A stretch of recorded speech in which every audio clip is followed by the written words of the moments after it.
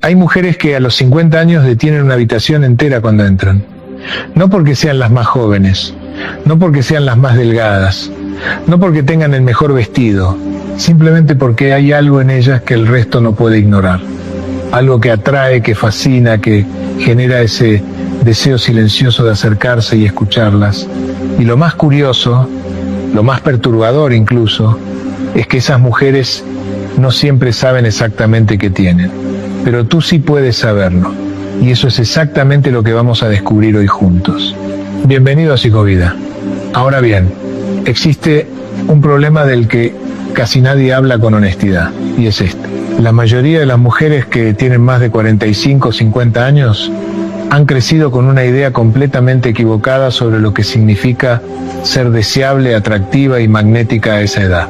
La cultura, la publicidad, las revistas, las películas, todo les ha estado diciendo durante décadas que la irresistibilidad tiene fecha de caducidad, que existe una ventana de tiempo para ser vista, admirada y deseada, y que esa ventana se cierra con los años. Y el resultado de esa mentira, porque es una mentira, y lo vamos a desmontar hoy, es que hay millones de mujeres increíbles con una profundidad, una inteligencia emocional y una riqueza interior que una mujer de 20 años simplemente no puede tener todavía, que se están haciendo pequeñas, que se están apagando, que están invirtiendo su energía en esconderse en lugar de brillar.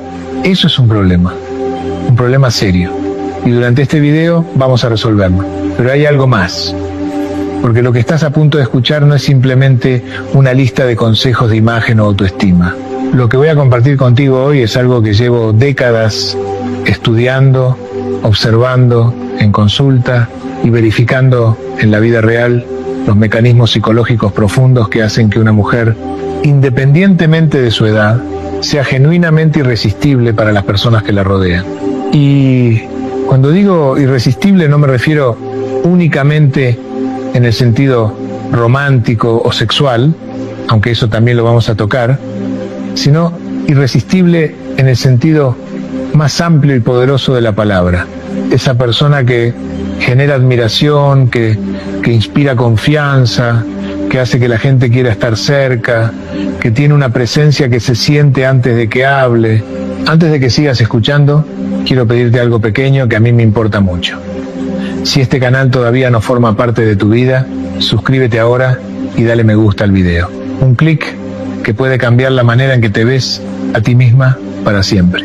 Y te adelanto algo que quiero que tengas en mente durante todo el video, algo que guardaré para el final porque necesita su momento y su espacio.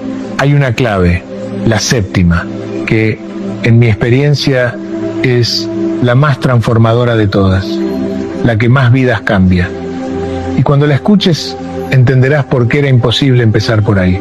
Así que quédate, porque esto va a importar. Voy a empezar por algo que parece obvio, pero que en la práctica muy pocas personas han logrado de verdad saber quién eres. No quién fuiste, no quién te dijeron que debías ser, no quién esperan que seas ahora que tienes esta edad. ¿Quién eres tú, hoy, en este momento de tu vida? Permíteme que te cuente algo. En consulta, a lo largo de los años, he tenido la oportunidad de sentarme frente a mujeres de todo tipo. Mujeres de 30, de 40, de 50, de 60 y más. Y hay una diferencia radical, casi visible a simple vista, entre las mujeres que proyectan ese magnetismo del que estamos hablando y las que no. No es la ropa, no es el peso, no es la edad, es la claridad. Las mujeres que resultan irresistibles saben quiénes son, con una precisión y una tranquilidad que las demás no tienen todavía. Recuerdo una paciente, la llamaré Carmen, que llegó a mi consulta con 53 años sintiéndose invisible. Me dijo algo que jamás olvidé. Siento que dejé de existir para el mundo el día que cumplí 50. Llevaba meses sin salir a cenar con amigas, evitando las fotos, usando ropa que describía a ella misma como para no llamar la atención. Y cuando le pregunté quién era ella, más allá de su rol de madre, más allá de su trabajo, más allá de las expectativas de los demás, se quedó en silencio durante casi un minuto largo. Y luego dijo, no lo sé. Esa frase, ese no lo sé, era la raíz de todo. No era la edad lo que la había hecho invisible, era que ella misma había dejado de verse. La identidad clara es una fuerza magnética. Cuando una persona sabe quién es, cuando puede articular sus valores, sus gustos, sus límites, sus pasiones, con seguridad y sin pedir disculpas por ello, eso se percibe. No hace falta que lo diga en voz alta. Se percibe en cómo entra a una habitación, en cómo responde cuando alguien la contradice, en cómo toma decisiones, en la calidad de su silencio. ¿Qué puedes hacer de manera práctica con esto? Lo primero es un ejercicio que puede parecer sencillo, pero que te va a sorprender. Toma un papel y escribe, sin pensar demasiado, 10 cosas que te apasionan, 10 cosas que defiendes con fuerza, 10 cosas que jamás negociarías de ti misma. No lo que crees que deberías escribir, lo que realmente es verdad. Muchas personas descubren en ese ejercicio que han estado viviendo, según una identidad prestada, una versión de sí mismas diseñada para complacer a otros. Y ese descubrimiento, aunque puede ser incómodo al principio, es liberador de una manera que ninguna crema, ningún tratamiento y ningún cambio de look puede igualar. La claridad sobre quién eres es la base de todo lo demás. Sin ella, el resto de las claves que vamos a ver hoy flotarán sin raíces. Con ella, cada una de las otras 6 se vuelve mucho más poderosa. Hay algo que la tecnología, las redes sociales y la cultura de la imagen han deteriorado de manera silenciosa en los últimos años. Y es la capacidad de estar verdaderamente presente, de estar aquí, ahora, con esta persona, en esta conversación, en este momento. Y te digo algo, en un mundo donde casi nadie sabe estar presente de verdad, la persona que sí sabe hacerlo se convierte en algo extraordinario. Piénsalo un momento. ¿Cuántas veces has estado hablando con alguien y has sentido que esa persona estaba en otro lugar? Que miraba el teléfono con el rabillo del ojo, que pensaba en otra cosa, que esperaba que terminaras para poder hablar ella. Ahora recuerda lo contrario. Recuerda la última vez que alguien te prestó una atención verdadera, completa, sin reservas. ¿Cómo te hizo sentir? Probablemente importante, probablemente vista, probablemente con ganas de volver a hablar con esa persona. Eso es presencia. Y es uno de los regalos más irresistibles que un ser humano puede ofrecer a otro. Las mujeres mayores tienen una ventaja enorme en esto. Aunque muchas no la han reconocido todavía, han tenido más tiempo para aprender a escuchar. Han vivido suficiente como para saber que las prisas raramente llevan a buen lugar. Han atravesado suficiente dolor como para valorar la profundidad por encima de la superficialidad. Esas experiencias, si se trabajan conscientemente, generan una calidad de presencia que es difícil de igualar. La presencia real se cultiva, se puede aprender. Y una de las formas más directas de empezar a desarrollarla es muy concreta. Cuando estés con alguien, pon el teléfono boca abajo o en otro cuarto. No lo mires. Mira a la persona. Escúchala sin preparar tu respuesta mientras habla. Haz preguntas de verdad. Preguntas que nazcan de la curiosidad genuina y no del protocolo social. Y cuando hablen de ti, habla desde lo que realmente piensas y sientes, no desde lo que crees que quieren escuchar. Puede sonar simple, no lo es, pero los resultados son inmediatos. Cuando empiezas a practicar la presencia real, las personas a tu alrededor lo notan. Empiezan a buscarte, empiezan a confiar en ti de una manera diferente. Empiezan a sentir que estar contigo es diferente a estar con cualquier otra persona. Y aquí hay algo que quiero que recuerdes, porque lo vamos a necesitar más adelante. La presencia no es solo un atributo social, es también una señal interna. Las mujeres que están presentes consigo mismas, que escuchan su propio cuerpo, sus propias emociones, sus propias necesidades, con la misma atención que le darían a alguien que aman, esas mujeres tienen un tipo de equilibrio interior que se percibe desde fuera como serenidad. Y la serenidad en el mundo acelerado y ansioso en el que vivimos hoy es absolutamente magnética. Aquí llegamos a algo que para mí es central y quiero que lo escuches con mucha atención porque puede que sea lo que más necesitas cambiar. La narrativa que tienes sobre tu propia edad. Existe una historia que circula en nuestra cultura, reforzada por miles de mensajes cotidianos, que dice que envejecer es perder, que cada año es un paso hacia la irrelevancia, que los mejores años ya pasaron y lo más peligroso de esa historia no es que exista ahí afuera en la cultura, en la publicidad, en el cine. Lo más peligroso es cuando la internalizas, cuando la haces tuya, cuando empiezas a creerte que eres el problema. Permíteme preguntarte algo directamente. ¿Cuántas veces a la semana te dices cosas sobre tu edad que jamás le dirías a alguien que quieres? ¿Cuántas veces te miras al espejo y el primer pensamiento que tienes es de crítica, de comparación con quien eras antes, de lamentación por lo que ya no ves? Esa voz interior, esa narrativa, tiene consecuencias físicas y psicológicas reales. No es metáfora. El estrés crónico que genera la autocrítica continua afecta al cortisol, afecta la postura corporal, afecta la expresión facial, afecta la energía con la que entras a cualquier espacio. En otras palabras, la historia que te cuentas sobre tu edad literalmente cambia cómo te ven los demás. Y ahora, la otra cara de la moneda. Las mujeres que han reescrito esa narrativa, las que han decidido consciente y activamente que la edad es un activo y no un pasivo, irradian algo completamente diferente.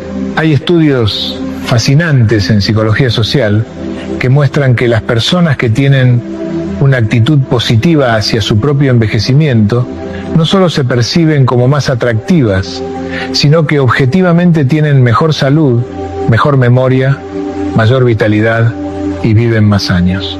No es pensamiento positivo vacío, es la biología respondiendo a la narrativa. ¿Cómo se cambia una narrativa que llevas décadas construyendo, no de golpe, no con un mantra que repites sin creer, sino de manera gradual, honesta y práctica? Una forma que funciona muy bien es lo que yo llamo el inventario de la ganancia. En lugar de hacer la lista habitual de lo que has perdido con los años, haz la lista de lo que has ganado, no lo que crees que deberías haber ganado, lo que realmente tienes hoy que no tenías a los 20 o a los 30. Puede ser criterio para elegir a las personas que quieres cerca. Puede ser la capacidad de decir que no sin sentirte culpable. Puede ser saber lo que te gusta en la cama, en la mesa, en la vida. Puede ser que ya no te importa tanto lo que piensen personas que no te importan. Puede ser que sabes pedir ayuda cuando la necesitas. Puede ser que has aprendido a distinguir lo urgente de lo importante. Esa lista, cuando la haces con honestidad, es poderosa, porque lo que ves en ella no es una mujer que está perdiendo, es una mujer que ha acumulado. Y acumular ese tipo de riqueza interior tiene una traducción exterior que ninguna cirugía puede replicar. Quiero hablarte del cuerpo, pero no de la manera en que habitualmente se habla del cuerpo de las mujeres mayores, que es casi siempre desde la crítica, desde el cómo mejorarlo, desde la corrección de supuestos defectos. Quiero hablarte del cuerpo desde la psicología del lenguaje no verbal, porque aquí hay algo que marca una diferencia enorme en cómo te perciben los demás y que casi nadie está enseñando. Tu cuerpo habla constantemente. Antes de que abras la boca, antes de que digas tu nombre, antes de que la otra persona haya tenido tiempo de formarse una opinión consciente sobre ti, tu cuerpo ya ha comunicado un volumen enorme de información. Y lo que comunica no depende tanto de cómo está ese cuerpo, de qué talla usas, de si tienes arrugas o no, sino de cómo lo habitas. Esa es la distinción clave. No el cuerpo que tienes, sino la relación que tienes con el cuerpo que tienes. Hay mujeres con cuerpos que el mundo llamaría perfectos, que los habitan con vergüenza, con incomodidad, que encogen los hombros como queriendo desaparecer, que cruzan los brazos como un escudo permanente, que caminan mirando al suelo. Y hay mujeres con cuerpos que llevan décadas de vida grabados en ellos, con curvas y marcas y la historia visible, que los habitan con una soltura y una seguridad que los hace magnéticos. La postura, por ejemplo, no es solo una cuestión estética, es un comunicador emocional. Una espalda recta, una cabeza levantada, unos hombros abiertos, no comunica arrogancia, sino disponibilidad y confianza. Comunica: estoy aquí, estoy bien, no me escondo. Y eso tiene un impacto en cómo te responden los demás, que es inmediato y medible. Lo que puedes trabajar de manera concreta aquí es desarrollar conciencia corporal, no como ejercicio de vigilancia y crítica, sino como práctica de habitación.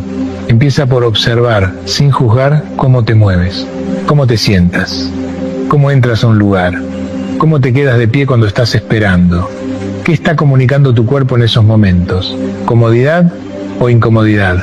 ¿Apertura o cierre? ¿Presencia o deseo de pasar desapercibida? Y luego viene algo que para muchas mujeres es una pequeña revolución, ¿no? Empezar a moverse de una manera que se sienta buena para ti, no para los demás. Bailar si te gusta bailar. Caminar despacio si te gusta ir despacio. Vestir de una forma que te haga sentir que eres tú, no que te disimule. Hay una diferencia abismal entre vestirse para esconderse y vestirse para expresarse. Y esa diferencia se nota desde fuera con una claridad sorprendente. El cuerpo también responde a cómo lo cuidas. Y esto hay que decirlo porque es importante. No desde la obsesión ni desde el castigo, sino desde el respeto y el cariño. Moverse porque el movimiento se siente bien. Comer de manera que te dé energía y te haga sentir bien. Dormir lo suficiente. Estas cosas no son superficiales. Son la base biológica sobre la que descansa todo lo demás. Una mujer que cuida su cuerpo con amor, no con miedo. Tiene una vitalidad que se ve. Se ve en los ojos, se ve en la piel, se ve en cómo se mueve. Y esa vitalidad es irresistible a cualquier edad. Llegamos a una de las claves que más me apasionan y que creo que es una de las grandes ventajas de las mujeres con experiencia de vida. Hablo de la inteligencia emocional y de cómo, cuando está bien desarrollada y bien expresada, se convierte en una de las fuerzas de atracción más poderosas que existen. La inteligencia emocional es la capacidad de reconocer, comprender y gestionar las propias emociones, y también de reconocer y comprender las emociones de los demás. Y esto, que suena a algo bastante técnico, en la práctica se traduce en algo muy concreto. Las personas con alta inteligencia emocional hacen que los demás se sientan comprendidos. Y sentirse comprendido es una de las necesidades más profundas del ser humano. Tan profunda que cuando alguien nos hace sentir verdaderamente comprendidos, lo recordamos, queremos volver, buscamos esa presencia. Las mujeres que han vivido mucho, que han atravesado pérdidas, que han criado hijos, que han gestionado crisis, que han sobrevivido a relaciones difíciles, que han tenido que reinventarse, esas mujeres han pasado por un entrenamiento emocional que ningún libro puede enseñar. El problema es que muchas de ellas no lo reconocen como lo que es, una habilidad extraordinaria. En lugar de eso, a veces lo minimizan, lo llaman soy muy sensible como si fuera una debilidad, o lo esconden porque creen que mostrar emociones es mostrar vulnerabilidad en el sentido negativo. Pero aquí está la paradoja que quiero que te lleves. La vulnerabilidad bien gestionada es magnética, no la vulnerabilidad que busca validación, no el desbordamiento emocional que pone en la otra persona la responsabilidad de tu estado, sino la vulnerabilidad auténtica, la que dice, esto me duele, o esto me importa, o esto me da miedo, sin dramatismo y sin necesidad de que el otro lo arregle. Esa honestidad emocional crea una conexión inmediata, profunda y genuina con las personas que tienen la suerte de recibirla. ¿Qué significa esto en la práctica? Significa varias cosas. Primero, aprender a nombrar tus emociones con precisión. No estoy mal si no estoy frustrada porque siento que no me escuchan. No estoy bien cuando no estás bien. La precisión emocional desarma los conflictos antes de que exploten y construye la confianza de manera acelerada. Segundo, desarrollar la capacidad de regular esas emociones antes de expresarlas.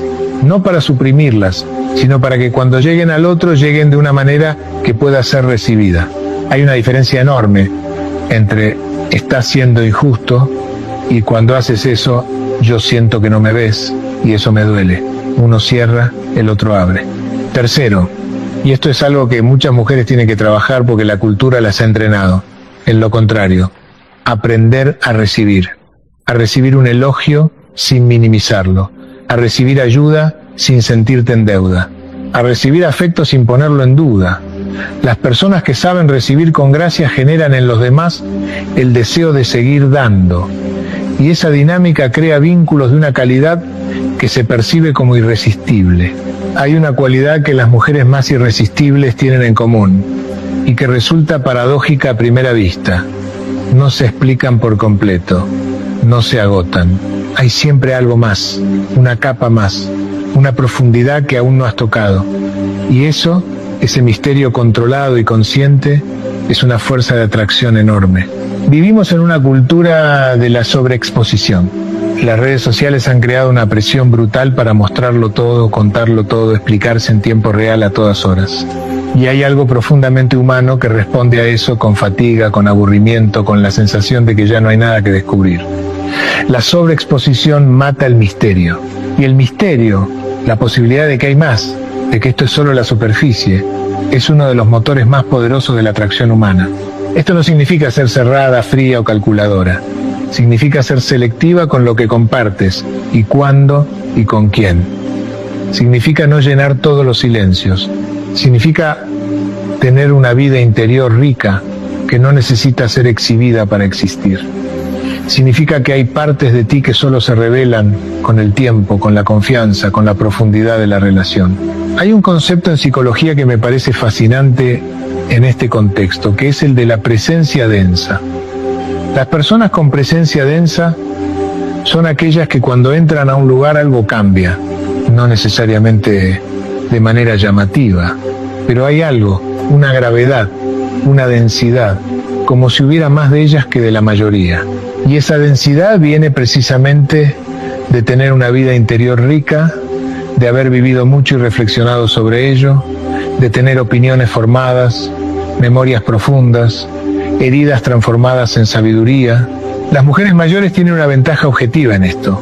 Han acumulado más vida, han pensado más, han sufrido más y han gozado más. Toda esa experiencia, cuando no se desborda en el primer encuentro, sino que se filtra de manera gradual y selectiva, crea exactamente ese efecto de profundidad que resulta tan atractivo. ¿Cómo cultivar esto de manera práctica? En primer lugar, desarrollando una vida interior activa. Leer, reflexionar, escribir si te gusta escribir, tener opiniones sobre cosas que no tienen que ver con el trabajo ni con la familia, tener intereses que te pertenecen solo a ti.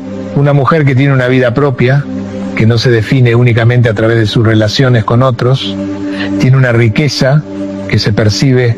En segundo lugar, practicar la economía de la palabra. No cada silencio tiene que llenarse. No cada pregunta merece una respuesta completa y exhaustiva. No cada emoción tiene que explicarse en el momento en que ocurre. Aprender a guardar, a dosificar, a revelar con intención es una habilidad que se puede desarrollar y que tiene efectos inmediatos en cómo te perciben los demás. Y en tercer lugar, y esto es algo que puede resultar contraintuitivo, no expliques tus decisiones si no te las han pedido. Una mujer que sabe lo que quiere y lo quiere sin necesitar la aprobación de los demás para validarlo, sin necesitar justificarse constantemente, tiene una autoridad silenciosa que resulta absolutamente magnética.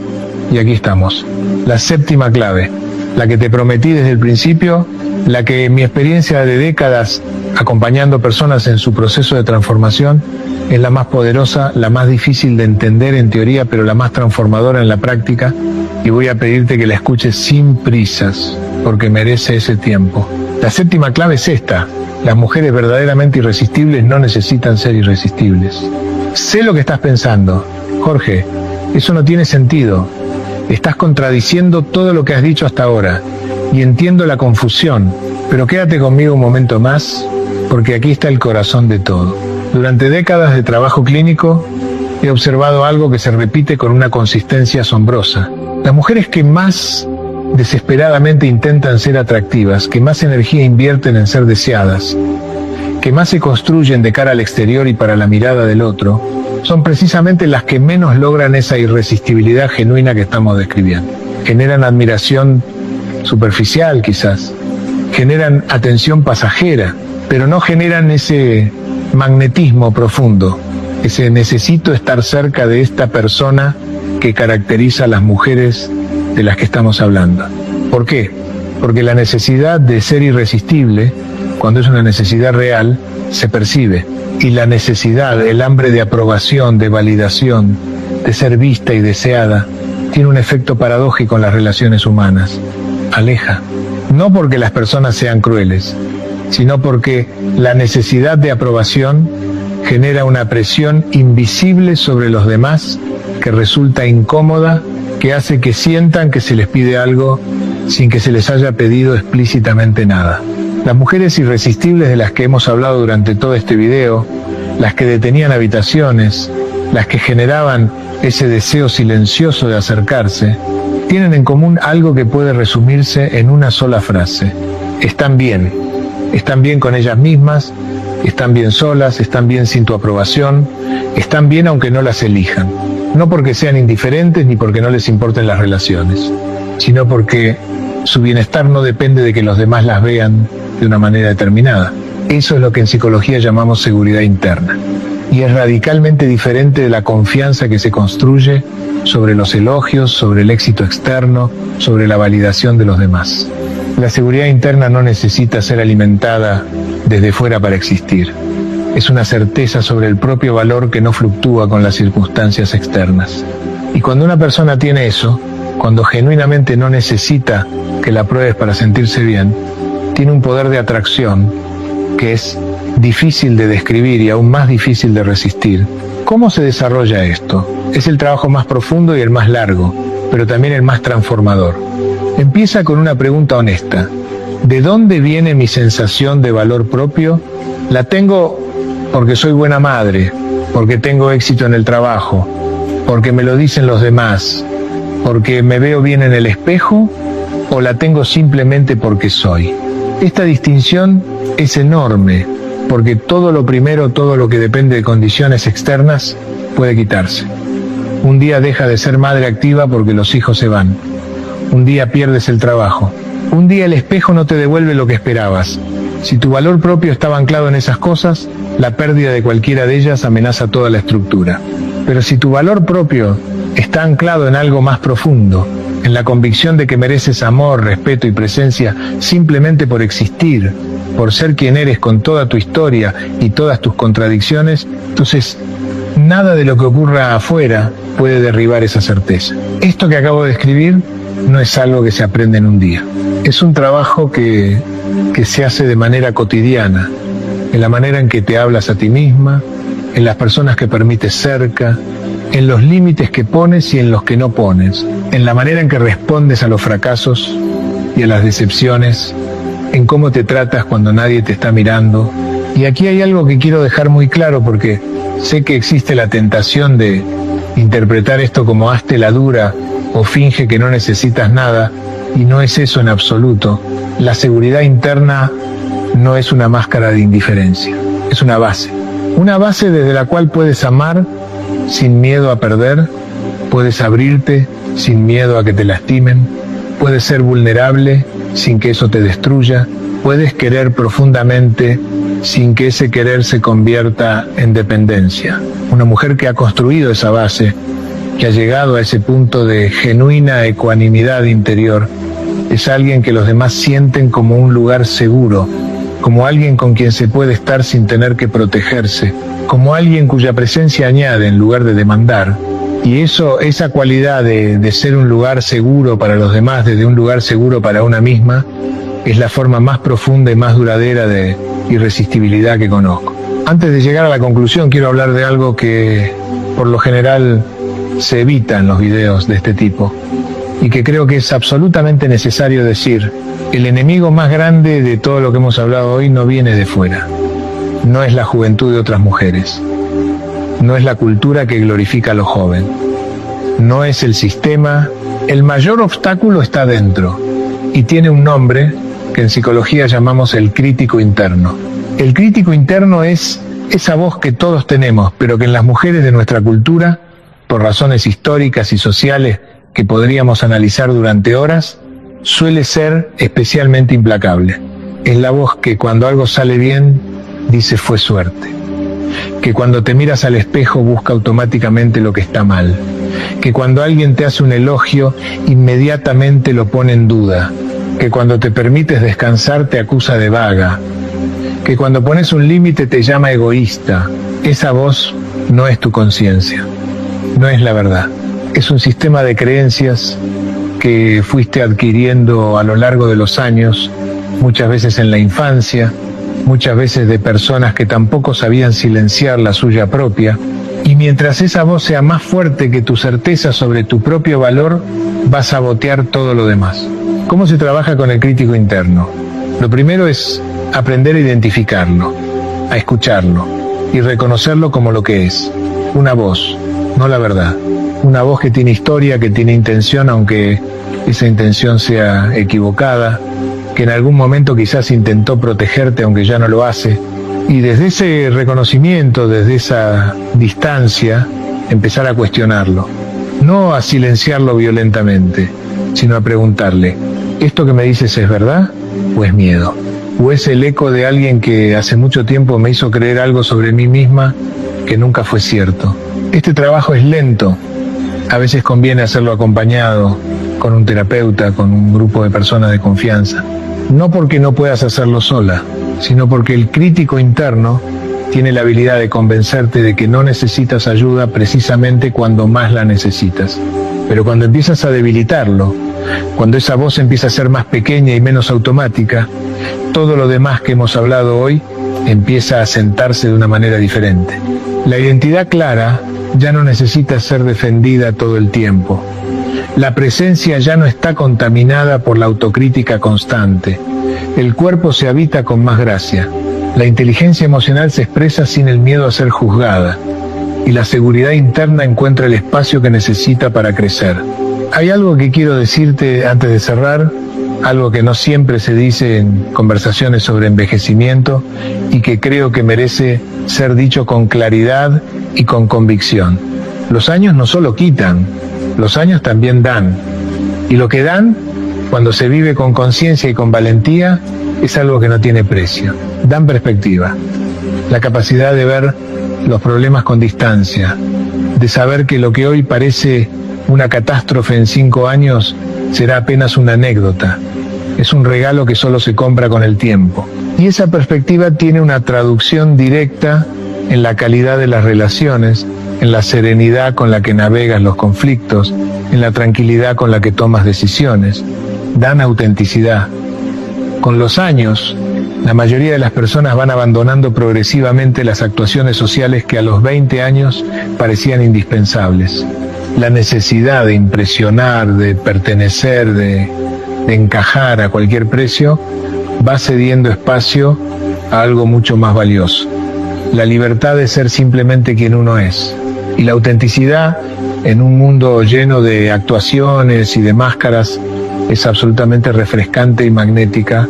Dan profundidad. Hay un tipo de belleza que no tiene nada que ver con la simetría facial ni con la firmeza de la piel. Es la belleza de un rostro que ha vivido, que lleva las marcas de las alegrías y de los dolores, que tiene historia visible. Es la belleza que el fotógrafo Steve McCurry captura en sus retratos. Es la belleza que hace que una persona sea fascinante de mirar, no porque sea perfecta, sino porque es compleja, porque hay algo ahí que quiere seguir leyendo. Dan libertad. Muchas mujeres describen sus 50 o sus 60 como los años más libres de su vida, libres de la inseguridad paralizante de la juventud, libres de la necesidad de aprobación que tanto agota, libres de relaciones que ya no